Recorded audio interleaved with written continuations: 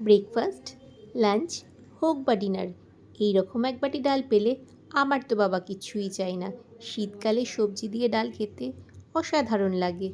তোমরা কি ভালোবাসো এরকম ডাল খেতে? তাহলে কিন্তু আমাকে অবশ্যই জানিও। সকালে ব্রেকফাস্টে এরকম ডাল খেলে পুরো পেট ভরে যাবে।